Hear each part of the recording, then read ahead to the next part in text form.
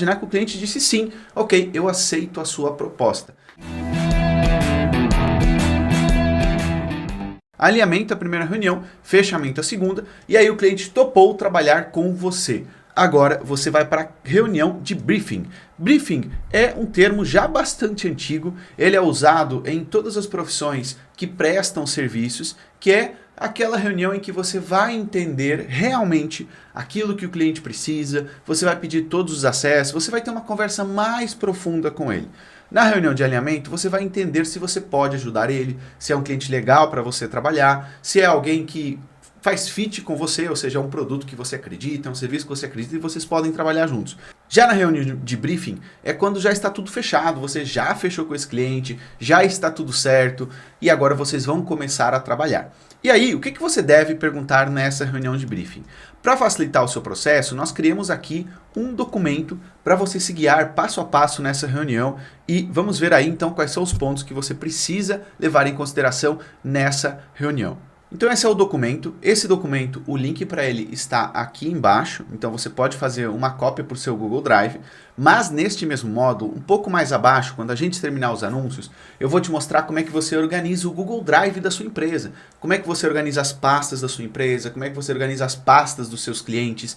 Aquele Google Drive, aquela organização nos levou anos a produzir e para você vale ouro. Mas para já, vamos falar desse documento, mas fique sabendo que lá na frente eu vou te mostrar como é que você organiza o seu Google Drive, porque afinal de contas você não tem uma empresa física, então você precisa organizar tudo na nuvem. O que é na nuvem? É você ter todos os arquivos da sua empresa, todos os seus documentos, todas as suas planilhas, todas as suas imagens na nuvem, na qual seja possível acessar a partir de qualquer computador. Mas você precisa organizar bem o seu Google Drive, senão vira uma confusão. Tenho certeza aí que você usa a nuvem da Microsoft ou o Google Drive e você sabe que fica uma confusão facilmente. E aqui na mentoria, nós temos numa das aulas, mostramos como é que você pode organizar os seus arquivos, te damos um modelo. É um modelo que centenas de alunos já utilizam. Só que agora vamos nos focar então aqui nesse documento. Esse documento, ele vai guiar você quando você estiver nessa reunião de briefing com o seu cliente. E como é que funciona essa reunião de briefing com o cliente? Você vai pedir primeiro alguns dados para ele, tá? Lembrando que tudo que está aqui é editável, você vai fazer a cópia, então você pode escrever, você pode trocar aqui os dados que são pedidos. Ah, não, Luciano, acho que pedir esse dado para esse cliente não faz sentido, tá tudo bem, sinta-se livre para você editar esse arquivo conforme as suas necessidades. É apenas um modelo, você não precisa seguir ele 100%, tá?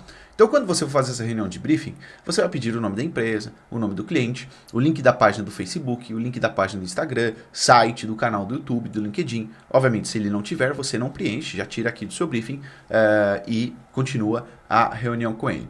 E aí você vai fazer a pergunta para o seu cliente que, olha, quem é o seu público-alvo? Para você entender. Por quê? Porque depois nos anúncios você vai decidir para quem aquele anúncio vai aparecer. E para isso você precisa de detalhes do público-alvo. A maioria dos empreendedores, como eu já comentei numa das aulas anteriores, vai dizer para você, o meu público-alvo é todo mundo. Mas tente buscar um pouquinho, a nível de detalhes, quem é realmente esse público-alvo.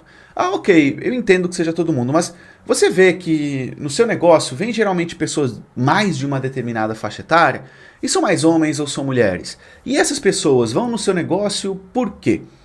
Qual é o problema que eles têm especificamente? Você consegue descrever quais problemas eles têm na hora de contratar o seu produto ou serviço? Então você tenta ir um pouco mais a fundo para você entender quem é mais o público desse cliente. A maioria dos empreendedores não sabe nada sobre o seu público-alvo, nada. A maioria dos empreendedores não entende nada de marketing. E por isso você precisa ir um pouco mais a fundo na conversa com esse seu cliente. E aqui eu vou dar o exemplo do balé para vocês, né? Da escola de balé em Portugal. A escola de balé nós sabemos o seguinte: as mães procuram um esporte que possa, além disso, ocupar o tempo das crianças, mas também ensinar para elas disciplina, ensinar para elas a parte positiva de fazer esporte, a parte positiva de você ter organização, mas o momento que elas tomam decisão é o momento, por exemplo, de setembro ou de janeiro. Nós vemos que existem duas grandes entradas, setembro e janeiro. E nessas duas grandes entradas, nós trabalhamos muito mais no nosso marketing. Então, se você fosse trabalhar, por exemplo, sei lá, com uma escola de inglês, que deve ter mais ou menos a mesma periodicidade, o seu cliente poderia dizer, não, meu curso é todo mundo, porque a gente tem aula para gente mais velha, aula para gente mais nova, mas ok. quando é que essas pessoas se inscrevem? Qual o momento? Qual o problema que eles que eles estão enfrentando para se inscreverem no inglês? Então tente ir um pouco mais a fundo na conversa com o seu cliente, tá? Aqui você vai pedir também 3 a 5 principais concorrentes. Atenção que aqui tá só deixando um detalhe, pode ser que a gente não sabe. Aqui tá, aqui você vai escrever, tá? Então esses nomes aqui são apenas nomes em Lorem Ipsum. Você não precisa de levar aqui isso muito a sério. Você vai substituir, tá? Então o restaurante X, tá? O restaurante Y, então ele aqui vai listar os concorrentes para você. Geralmente isso aqui os empreendedores sabem, tá? Concorrentes eles sabem, ok? Mas saiba que você pode editar tudo que está aqui. Aí você vai perguntar quais produtos ou serviços que a pessoa vende, quais são as principais objeções. O que são objeções? São razões que levam a pessoa a não comprar o serviço dela. Então por que alguém geralmente não compra? Aí é caro, olha, geralmente é o seguinte: é preço e tempo. Essas são as objeções clássicas na compra de qualquer produto. E você vai ver que muitos desses clientes vão falar de preço e de tempo. Mas tente ir um pouco mais a fundo nas objeções.